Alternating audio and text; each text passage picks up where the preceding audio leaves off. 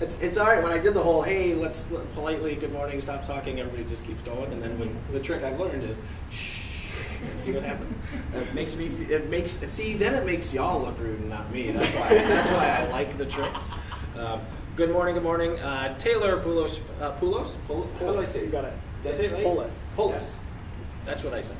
Taylor is from a local company called Moment. We love Moment because they send us great folks to speak at our event. Over this side. We're going to have everybody on the same side. It'll make it easier for these folks. Taylor's going to talk to us about type on the web, and I'm going to stop talking so he can do just that. Ladies and gentlemen, Taylor.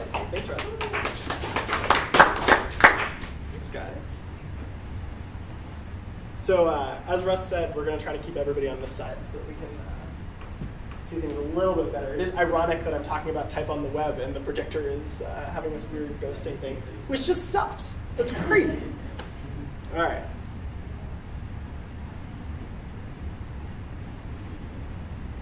So I'm going to start by talking about this guy.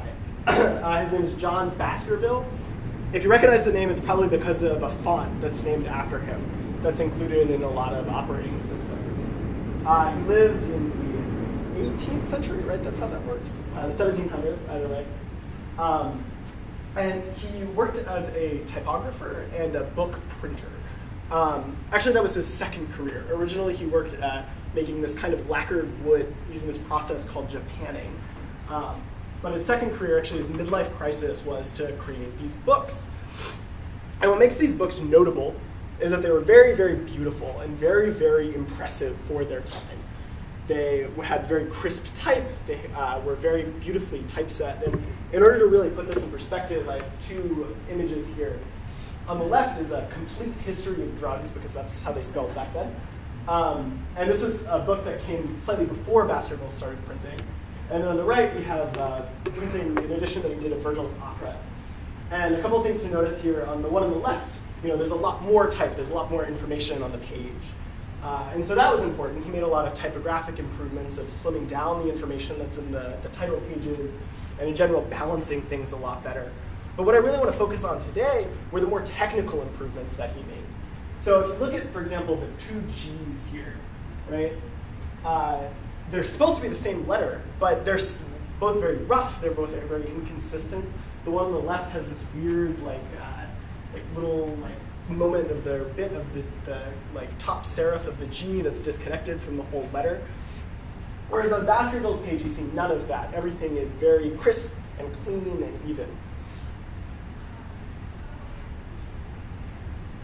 And people have had a lot of really nice things to say about him. So this guy is Josiah Benton. He was actually in the 1900s, like the early 20th century. He made this typeface called Benton Sands, but also wrote this whole history of Baskerville, which he said every part of the volume, meaning the book I just showed, was in harmony with every other part. And looking at it today, we wonder how it was done when it was done. So how did Baskerville do it? How did he actually take, and at the time in the 1700s, and actually be able to print a book that was so much better than everybody else was doing at the time? Well, part of it is this. So in the introduction to Paradise Lost, which is the second book he printed, he wrote this whole essay about how his technique was so much better than everybody else who was printing at the time. And he said, having been an early admirer of the beauty of letters, I became indefensibly desirous of contributing to the perfection of them. And this spirit is what I want to take into today. This idea of being indefensibly desirous to contributing to the perfection of letters, but in the medium that we all work in the web itself. In this essay, he also had three things that he really identified as being the things that made him able to create this better type in order to be able to print books that were so much better than everybody else was doing. And he identified the letter, the ink, and the paper, and the workmanship. So in terms of the letter, by this he means, in general, the type that he's using. And so he redesigned his own typeface because the ones that were in England at the time weren't good enough for him, and created all of the individual pieces of type that were necessary to print a book at that time. In terms of the ink and paper, I'll actually get back to that in a second. In terms of the workmanship, his individual books, the lines that the text was strung in were so much straighter, and his printers, although they weren't designed differently than the other printers at the time, were much more precise and able to print much cleaner than the other typemanship. So in general, his workmanship was just much better. And then in terms of the ink and paper, I want to focus on a little bit more, because that's actually where the title of this talk comes from. In terms of the ink, he brewed his own ink using coal dust and linseed oil.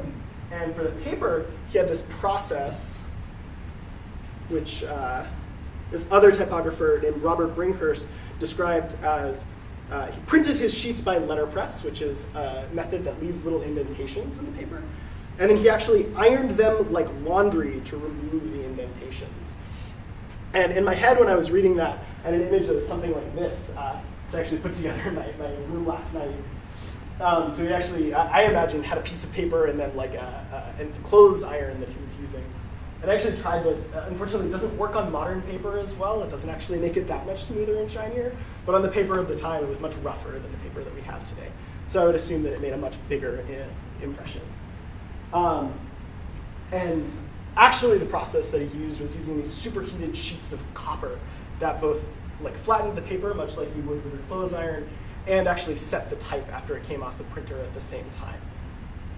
And in general, what makes Baskerville so impressive and what makes him worth talking about is that he was so obsessive about getting the details right and really getting into the individual things that make up text and doing a good job at making them crisp and clean and well done. So let's talk about a little bit about why type matters on the web. And first I have to have a clarification that there's a difference between type and typography. So typography you can think of as this whole book, or the whole way letters are set out on the page. In my definition, I'm thinking about that as everything from the word upwards.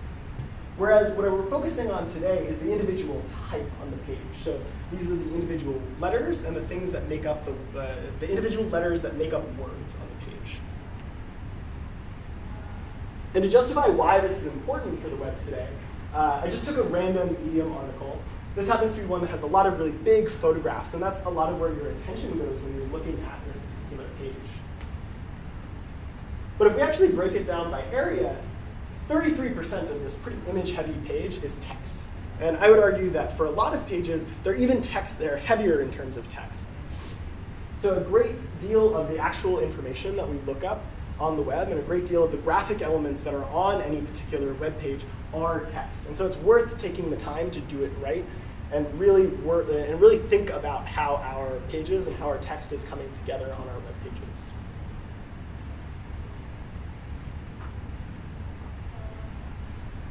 All right, so let's back up. Who am I? What am I talking about today? I'm Taylor. Hi. I work at Moment in New York, and I work as a designer. Actually, Jen's talk this morning really connected with me because I've always considered myself the kind of designer that's somewhere on the designer to developer spectrum. In college, I majored in information systems and human-computer interaction and creative writing. So my background is pretty technical for a designer. But I think that that's where I'm most drawn to, and that's where I feel like I can make the biggest impact right now. I've also worked at XP, which is a tiny startup that's still going strong in Pittsburgh, at Venmo, and then I got my degree at the Carnegie Mellon HCII. And I'm a giant type nerd, and I'm drawn to typography because it's not just a visual thing. Like, there are beautiful visual artifacts that come out of it, but there's also this huge scientific component of actually drawing letters that are readable to the human eye. And then, even more incredibly, there's this historical element to typography as well. We can talk about all these characters and all these processes that have evolved over time, and all of that's important to know to understand where we are today on the web with letters. And here's how I'm going to go through this. So we've already gone through 2 sections. We talked about Baskerville, and we talked about why type matters on the web. And we're going to go through 4 more sections today, which will be the meat of this talk. So we're going to talk about how the web is different and how our challenge is different than Baskerville's. We're going to talk about what it means to choose letters that work on screens. Remember that Baskerville, drew his own letters. And so we're going to talk about how to make letters in the same way, or how to look at letters or find letters that work on screens in particular in the same way that Baskerville created letters that work really well on paper. We're going to talk about rendering on the fly. And that's because our books our pages come together, whereas Baskerville only had to print them once, we have to basically reprint our web page every single time it's loaded on somebody's device. And then we're also going to talk about building for the future, because whenever we talk about web development, we have to think about how our pages are going to change over time and adapt to different contexts in the future. And in general, this is our driving question. What does it mean to obsess over type on the web in 2017? I also apologize. I am a little bit sick right now, in case you haven't noticed, but I hope everybody can hear me. Does anybody have any trouble hearing me? OK, awesome. And so just let me know if I'm getting a little bit too hoarse or too quiet. You can also find my slides and a link to give me feedback on this talk, because I'm still working on improving it. And that's on this URL, which I'll show again at the end. All right, so let's talk about how the web is different. So I want to start with one of those moments where I ask a question that seems rhetorical, but actually I want responses from you guys. So how is the web different than Baskerville's challenge, where it was actually printing books on paper? Responsive, yeah, exactly. It's as though like our piece of paper is changing size. Monitors, yes. So the monitors, they have pixels on them instead of just wood pulp. And so there's a lot, this idea of resolution that we have to take care of. It's a great point. Browsers, yes. So there's a lot of different kinds of browsers. And those browsers all do things in a little bit of a different way. Anyone else? Reading distance. Reading distance. That's a great point. What do you mean by that? Well, that's the distance you might hold a phone versus a tablet or even a computer screen. Or later on, like your PowerPoint or even a large projection is different from how you hold a book. Yeah, so everybody holds a book in pretty much the same way, whereas they hold or look at our screens in slightly different ways. It's a great point. So in terms of my list of 4, I have that it's made out of pixels and not wood pulp, which is a point that we brought up. I also have this idea that the web was built without complex typography in mind. You know, when the web was architected, it was thought of like mainly as a way of like communicating scientific research or like other kinds of article content. It wasn't thought of as a place that we would be doing really complicated typography. And so in order to do the more complex typography that the modern web has grown to expect, we need to sort of reverse engineer things or look at things from first principles in order to get there. It's rendered on the fly. That's what I was talking about, reprinting the book every time somebody looks at it. And it's accessible to everyone, which I think ties up a lot of the idea of the screen distance and the different browsers and the differences between page sizes, and that the context that people are looking at our pages in is constantly changing. It's constantly adapting to a bunch of different kinds of screens and a bunch of different uses. So whereas Baskerville was really interested in the letter, the ink and paper, and the workmanship, we need to think about different things. We still need to think about the letter because that's important, although I have maybe a little bit of a different spin on how we should think about letters on the screen.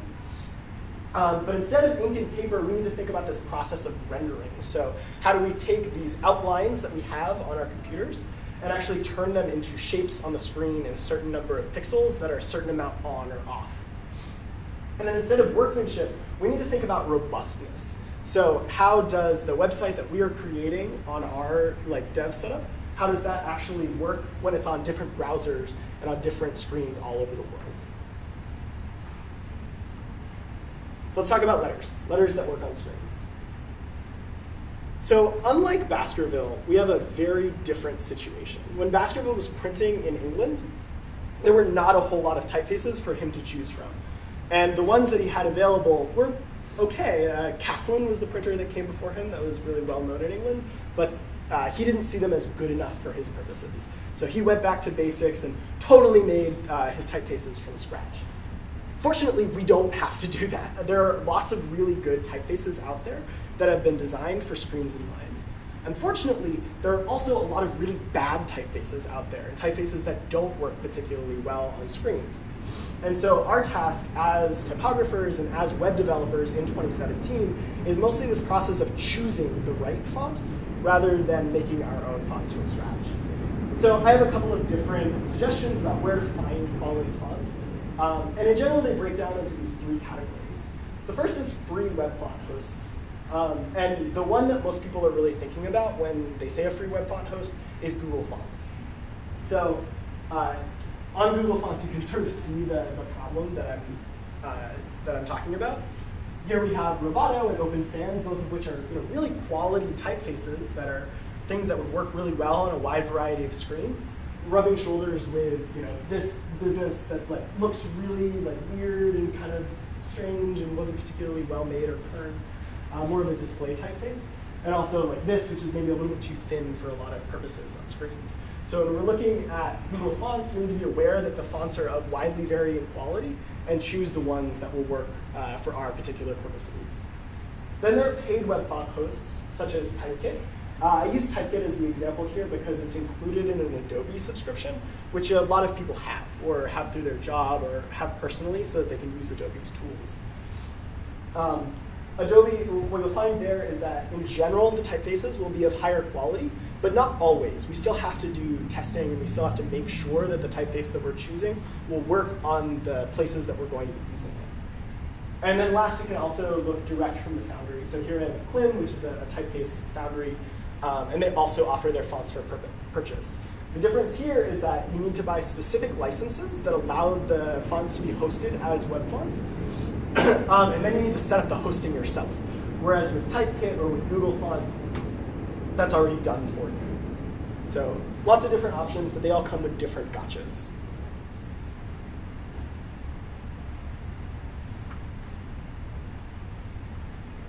And then we have to talk about rendering. Well, the way I like to think about it, talk about rendering. So the way that I like to think about rendering is, imagine that you have this font, which exists as a set of the outlines of the letters. And then you take that font and you squeeze it through a screen door. Okay? So each of the individual cells in that screen door captures a certain amount of that outline of the font, and then that is a certain amount on or off. And the thing is that some typefaces will handle being squeezed through that screen door better than other typefaces will. So the first thing that I want to talk about is what are some features of typefaces or features of letters that will make them more able to be squeezed through that screen door than other typefaces or other letter forms. So it breaks down for me into these three categories. So the first is that they have no thin lines.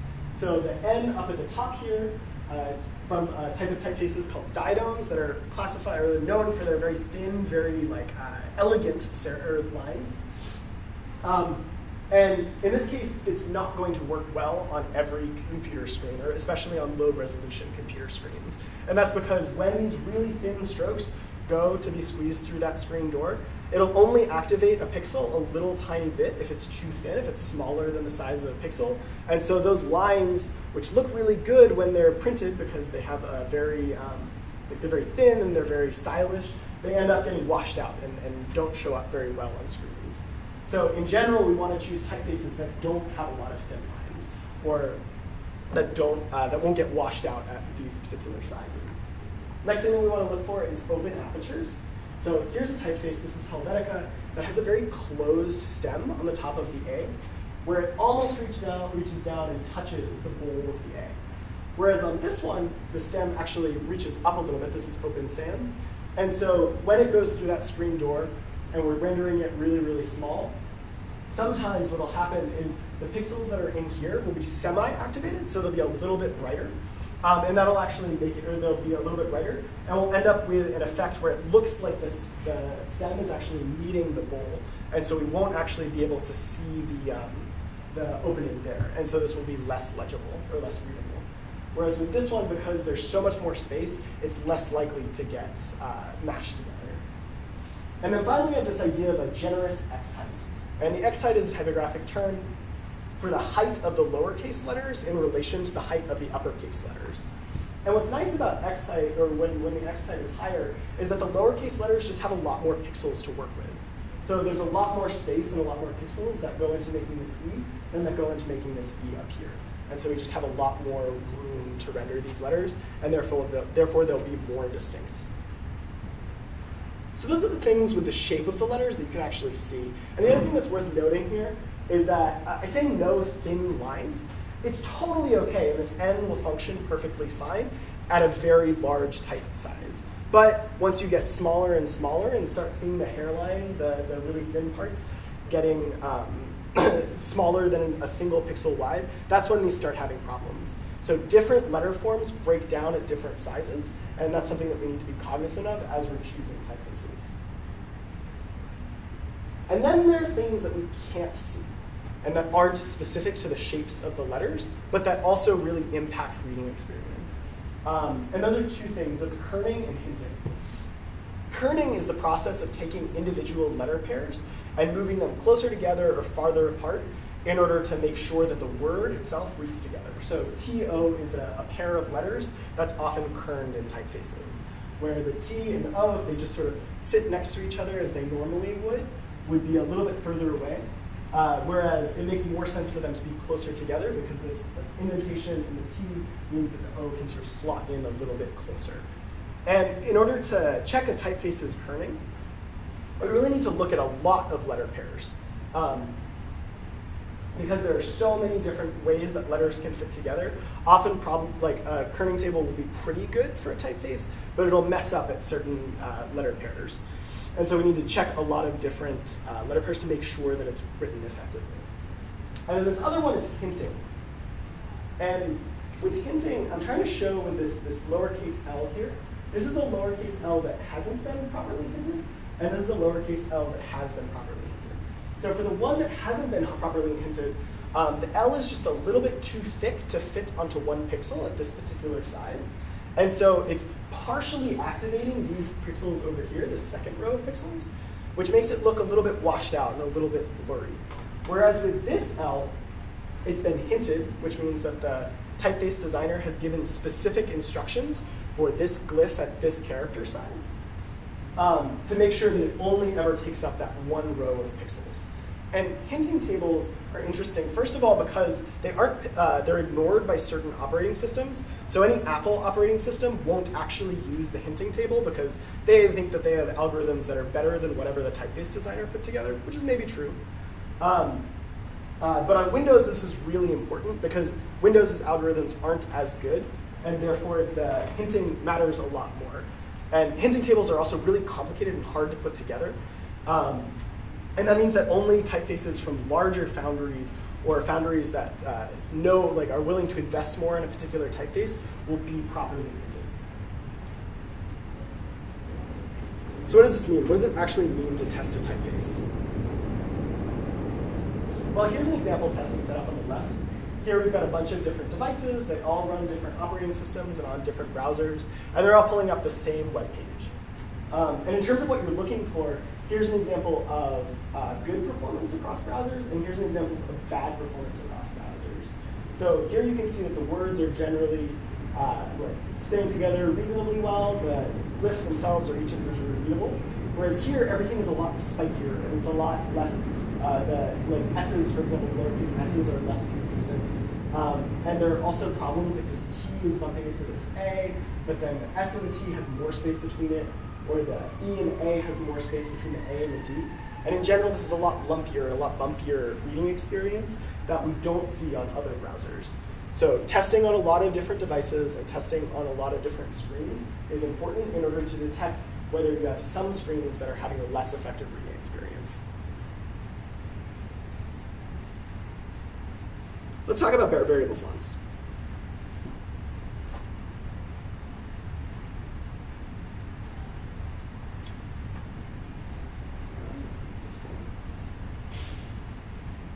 So variable fonts are this really cool technology that's still working its way through the standards.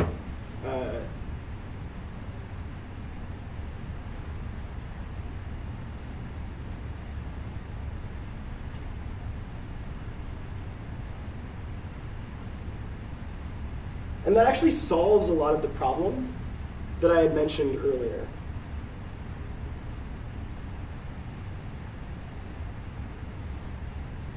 So with these typefaces, you're actually able to adjust their weight and their width. Absolutely. So, or continuously, rather than looking at specific weights or widths of a typeface, you can actually adjust all of the gradations in between.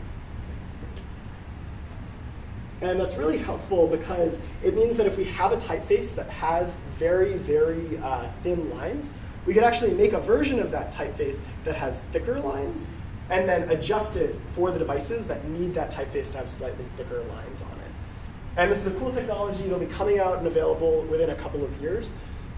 And it'll be really helpful once it's available.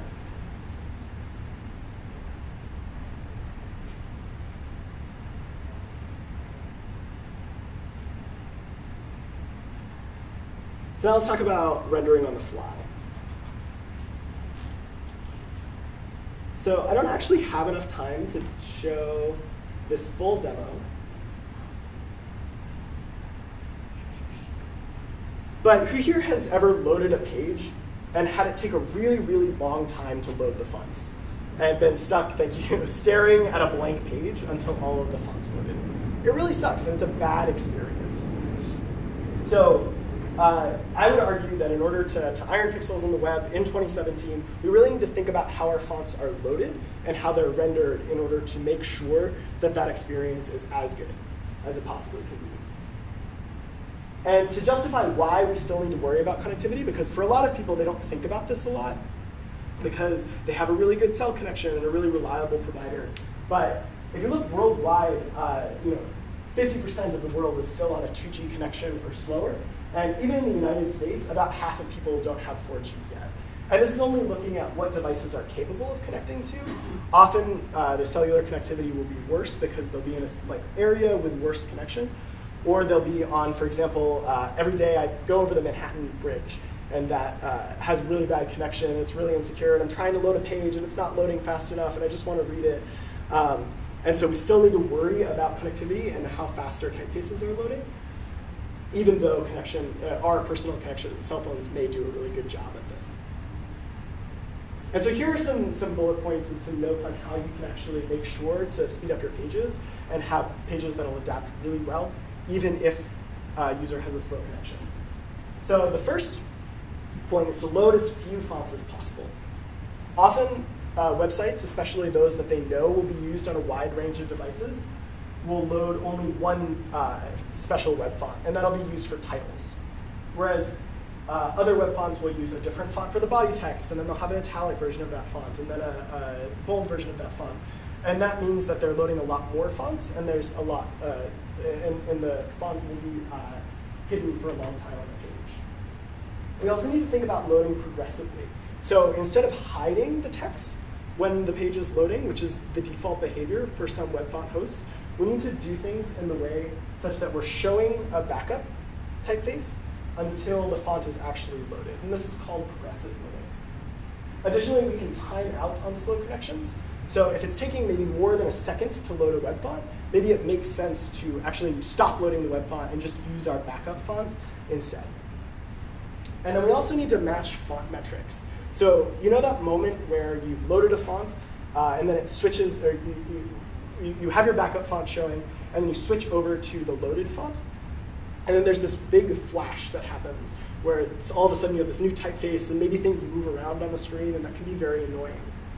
So here's an example of what that might look like. So it's loaded in its backup typeface, and then it loads the new typeface. So you can see it's like losing some lines and everything's moving around, and this is very annoying.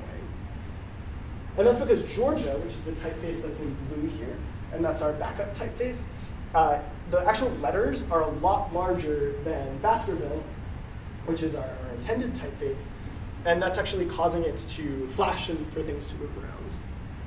But instead, if we lower the point size of Georgia while keeping the leading, the line height, the same, what we can do is we can match up the letters much more closely and make that actual flash much less disruptive. So when everything goes right, our users probably shouldn't even notice when the new fonts kick in, either because it's happening so fast that we don't notice that loading happening, or because it's just so seamless and smooth that it's unnoticeable. Okay, so let's talk about the future. I argue that whenever we develop for the web, we need to be really aware of the future, because the pages that we're creating won't just be around today, but they'll actually have to change and be available even under future browsers and future operating systems. And in order to make our code maintainable and robust, we need to be aware of the ways that the web is changing and adapt to that. Baskerville only had to print his books once, right? Like, we need to reprint our books every time they're loaded. I also have this note that my aunt asked me to talk about. I told her that I was giving this talk about type on the web, and she told me that I needed to tell all of the web people that their fonts on their websites was far too small, right? Just universally, make it bigger, which is good, and I'm fulfilling a promise that I made to my aunt. But I also think that's a really important point, right? For a lot of our users, they're not worried about what Baskerville was worried about in terms of making type really crisp and really clean and even. And instead, what they're really concerned about is just being able to read the thing. So when we design websites, we don't just need to be aware of the letter and the ink and paper and the workmanship, the letter and the rendering, the robustness. We also need to be really aware of our context. So if somebody's loading our font on a cheap Dell monitor from 2008, and it still needs to look good, and we still need to be aware that that is a format that we need to respond to. And so that's why I think that ironing pixels in 2017 really means making context-aware typography that's able to adapt to a lot of different screens, which is very different than what Baskerville prompted, but I think that that's what's important for us to do as web developers. Great. So now I'm going to open things up for questions. Also, just a reminder that all of my slides are available at this URL on GitHub. And then I also have a feedback link, so I'd love to hear what you guys think about the talk and what things you might suggest removing or adding. I'm hoping to give this again. And I'm also on Twitter at TWPolis. Oh, so any questions? What's your process when you're choosing your fonts? Because like I hear from different designers, like they have different processes talking to if it's a client or if it's personal. What's your thoughts on that? Yeah, so a lot of projects that I've been working on recently, I haven't actually gotten to choose the font. So the client has actually come to us with a brand that they already had developed, and so actually we needed to stay consistent with that. So sometimes what that means is you're given this font, and you have to work with it and do what you can, and use your typography skills in order to make it work within a given setting. When I am choosing a font, often I'll browse Google Fonts, or I have sort of a list of fonts in my head that I've worked with a lot, and so I know how they respond, and I've tested them on a bunch of different devices and know that they work well. So that's generally what my starting place is, those fonts that I know and trust. So Open Sans I end up using really frequently.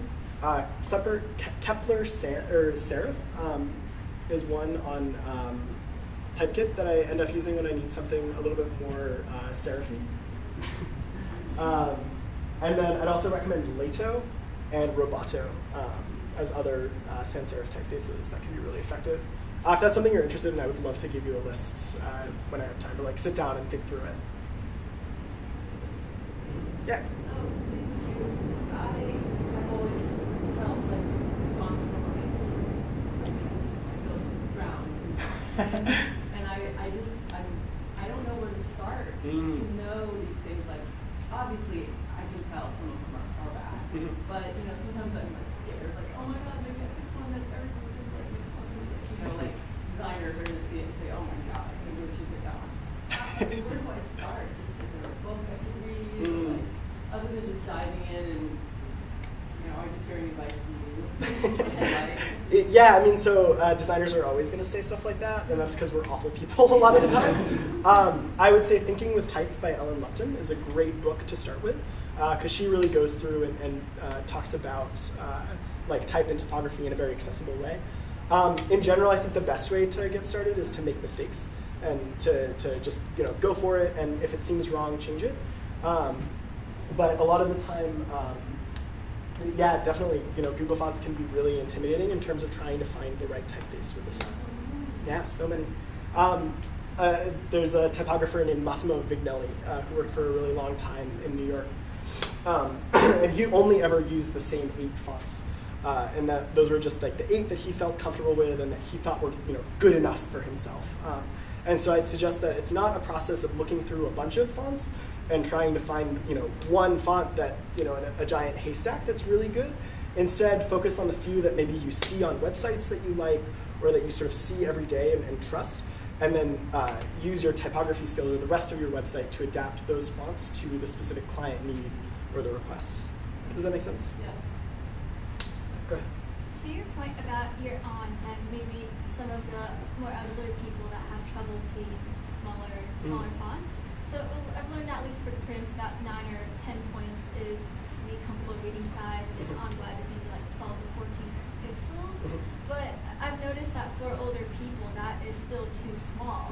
So I wonder when we want to make something accessible, do we sacrifice some of that elegance to make it more practical, or is there some way to make the font scalable somehow? Like, I don't know, a toggle to make the font bigger. Yeah, so that's actually a tool that, for example, Nielsen Norman Group recommends that every page should have a toggle to make the font bigger, just because there's a very significant portion of the United States, actually, that can't read below 12 points in print. And I think it's like 16 to 18 points on the web. So I would actually increase the numbers that you just mentioned. Okay. And you do expect that your audience will be composed of older people, or you think that they'll make up a significant portion of your audience. Another good point is that browsers have tools to increase font size, but there are also things that we as web developers can disable. And so making sure that we're letting the browser do its work and making it so that you can Command plus and make a typeface bigger, that can be really important. So the suggestion might be when we design a website to make it very easily, if we Command plus, Yes. make the type very easily. Yeah, because that is something that people do in order to read type that they can't. Go ahead. Yeah, you have that screen of showing all the different devices and testing on that. What's your actual kind of QA process for font picking there? Is there are you coming through this with a microscope, looking at each one, or are there tools that you're using to help compare renderings of different devices? So I actually have used a microscope before. It doesn't actually work as well as you think it would. I think the most important thing is to look at it and look at it on different screens. And so Moment is awesome. Just a quick plug for Moment. We have a device library. So we have a bunch of different devices that are in a rack that we can pick up and use. And generally when I'm looking at that, I just start with the oldest, crappiest one, which is this Android 3.2 tablet that has a really low-res screen. And if it's working well on that, then I'm pretty confident that it'll work on a lot of different devices. So that's one way, is to just to slim down the testing process, is just use the oldest, crappiest device that you have in the house. Another thing you can do is use typefaces that you are pretty confident in and that you've used on previous projects and know work well, like Open Sans or Roboto. So you're sort of riding off your previous work, or Roboto was developed by Google to work on a lot of different screens. So you're riding off of their work. If you do want to get it to a more complicated testing process, there are services that will actually have a bunch of computers running with a bunch of different operating systems, or even have a bunch of virtual machines running. And so you can give them a URL, and they'll be able to send you a screenshot of what that URL looks like on Windows XP on a particular set of hardware. And that can actually be really useful and helpful, and help you identify, especially for a larger client or a larger project, to give you that confidence that the typeface that you're using will work on a bunch of different screens. Yeah. I was just curious, it's a little bit off topic, but do you have a system when you're laying out a web page for the different font sizes? Sometimes I find myself with, I got my H1s, and then trying to get everything so it is in harmony. Do you have a metric that you use, cut it in half every time? It's something so that your body font is relational to your header font, or I don't know if you could speak to that, or how you lay out a page so that everything works together without it getting way weird. So one of the things that I do, it depends on the project, right? Yeah. Because some projects will need really complicated type systems, Yeah. because I know that it'll be a long project with lots of different screens and different situations, and so I'll need to create a really complex system up front, or not complex, but a really comprehensive system up front. In those cases, I would recommend looking at something called type scales. And those are systems that use specific ratios between the sizes of type. And so 1.5 is a lot. I would recommend, there's some sites, and I can send you a link if you remind me, of sites that will be able to show you a lot of different type scales in use and show you what the relations between the headings are. And so that would be a starting point when developing things like that. Yeah, absolutely. Hmm? Do you find that using font face and embedded font evades the problem of loading times? Yeah, so at font face, that specific technique, so that is one of the ways to load typeface. It is not necessarily always the best one. The problem with at font face is that the font is invisible, at least in the default way of using at font face. It's invisible between the time that it's been loaded and the time that it actually renders on the screen, which on newer devices is fine because it's able to render that type really quickly. But on older devices, it can actually take like a half a second for it to re-render the type from the old typeface to the new one. So I would recommend using like a JavaScript plugin in order to hide that actual like reloading type time. So yes, so that's very close, but it's not, and it'll work for most projects. But if we do really want to avoid that time of invisible type, then we need to use JavaScript in order to automate that. Yeah. Would you advise to write a specific tool to test on every browser requires like browser sample? Yeah, I don't have a specific tool in mind, but I can definitely go back to my notes and find the ones that I saw. So thinking about type in the context of like including fonts in the design system, how, I guess like when you're choosing the right fonts for that, and there's sort of like problems that come into certain things like how do you rate that is, you know, a certain font that I think is like a no-go, but it might be good to use at 20 or above or something.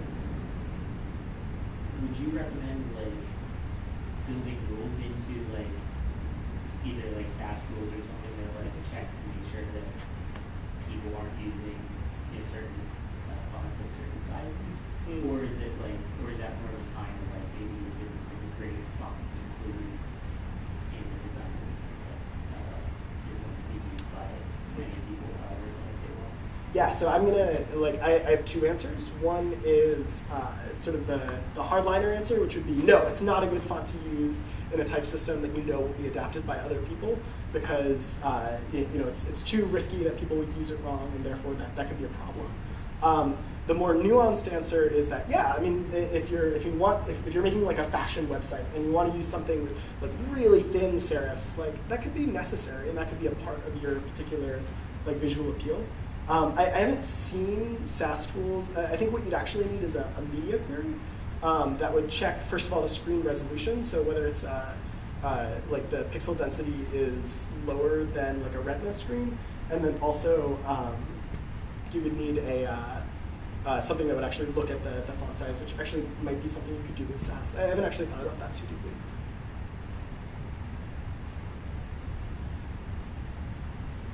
Great, any other questions, or do you guys want to get back to the coffee? All right, well, thank you all for your attention. I really appreciate that.